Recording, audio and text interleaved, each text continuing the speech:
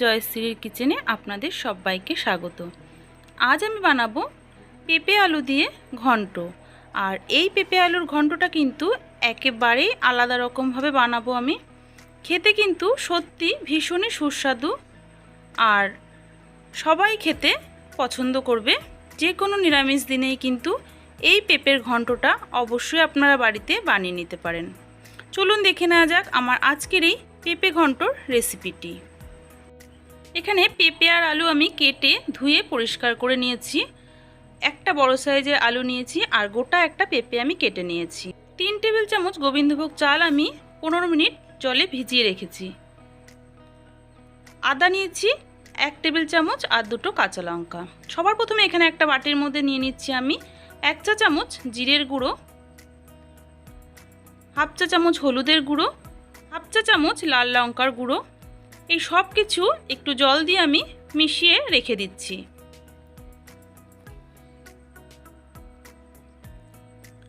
গ্যাসে একটা কড়াই খুব ভালো করে গরম করে তার মধ্যে দিয়ে দিলাম 4টে ছোট এলাচ আর দিচ্ছি 1 চা চামচ গোটা জিরে। জিরে আর এলাচটা আমি একটু ভেজে নিচ্ছি শুকনো কড়াইতে।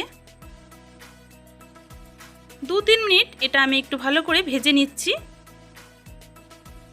এবার ওই একই কড়াইতে দিয়ে দিলাম 1 টেবিল চামচ ঘি। ঘিটা একটু গরম করে তার মধ্যে দিয়ে দিচ্ছি গোবিন্দভোগ চালটা। চালটা আমি জলটা খুব ভালো করে ঝরিয়ে নিয়েছি। চালটা দিয়ে 2 মিনিট একটু ভেজে নিচ্ছি মিডিয়াম ফ্লেমে। চালটা আমার ভাজা হয়ে গেছে, আমি এটা তুলে একটা আলাদা পাত্রে রেখে দিচ্ছি। একই কড়াইয়ের মধ্যে আমি দিয়ে দিচ্ছি 2 টেবিল চামচ সর্ষের তেল। তেলটা একটু ভালো করে গরম করে তার মধ্যে দিয়ে দিচ্ছি 2টো তেজপাতা, হাফ চা চামচ গোটা জিরে, একটা শুকনো লঙ্কা। ফোড়নটা 30 থেকে 40 সেকেন্ড একটু ভালো করে ভেজে নিয়েছি। এর থেকে সুন্দর গন্ধ বেরোতে শুরু করেছে। এবার এর মধ্যে আগে থেকে কেটে রাখা আলুর টুকরোগুলো আমি দিয়ে দিচ্ছি। আলুটা দিয়ে মিডিয়াম ফ্লেমে 2 মিনিট একটু ভেজে নিচ্ছি। 2 মিনিট আলুটা আমি ভেজে নিয়েছি। এবার আমি এর মধ্যে দিয়ে দেব পেঁপেগুলো। পেঁপেটা দিয়েও আমি আবারও 3-4 মিনিট একটু ভালো করে ভেজে নিতে হবে। পেঁপে আর আলু ভালো করে ভাজা হলে কিন্তু পেঁপের মধ্যে যে একটা গন্ধ থাকে সেটা চলে যাবে। পেঁপে আর আলু কিন্তু আমি খুব ভালো করে ভেজে নিয়েছি।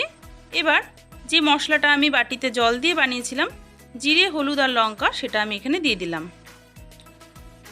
আদাটাও দিয়ে দিচ্ছি। মশলার সাথে পেঁপে আর আলুকে আবারও খুব ভালো করে 4-5 মিনিট ধরে কষিয়ে নেব। পেঁপে আর আলু কিন্তু আমি খুব ভালোভাবে মশলার সাথে কষিয়ে নিয়েছি। মশলার কাঁচা গন্ধটা দূর হয়ে গেছে আর মশলা থেকে দেখুন তেলটা সেপারেট হতে শুরু করেছে। ভালো করে কষিয়ে নেওয়ার পরে আমি এবার এখানে দিয়ে দেব পরিমাণ মতন জল। আমি 1.5 কাপ পরিমাণ জল দিচ্ছি।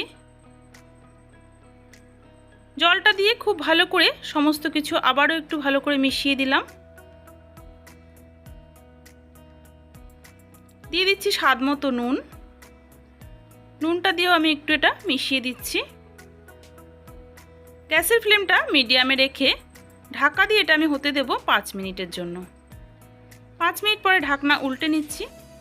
পেঁপে আর আলু অনেকটাই সেদ্ধ হয়ে এসছে, তবে পুরো কিন্তু এখনো সেদ্ধ হয়নি। এই সময় এর মধ্যে আমি দিয়ে দেব আগে থেকে ভেজে রাখা গোবিন্দভোগ চাল।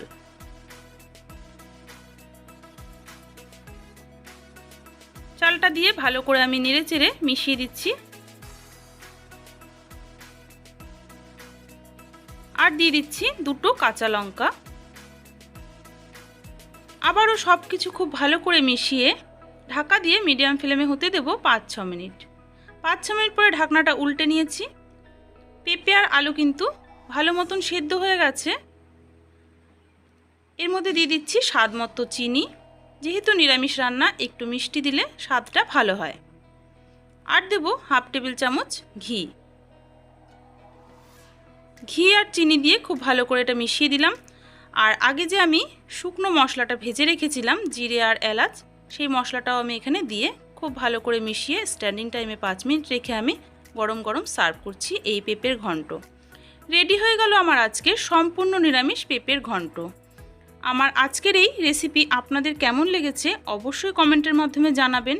আপনারাও বাড়িতে এই একই রকমভাবে একবার বানিয়ে দেখতে পারেন। আশা করি আপনাদের সকলেরই ভীষণ ভালো লাগবে।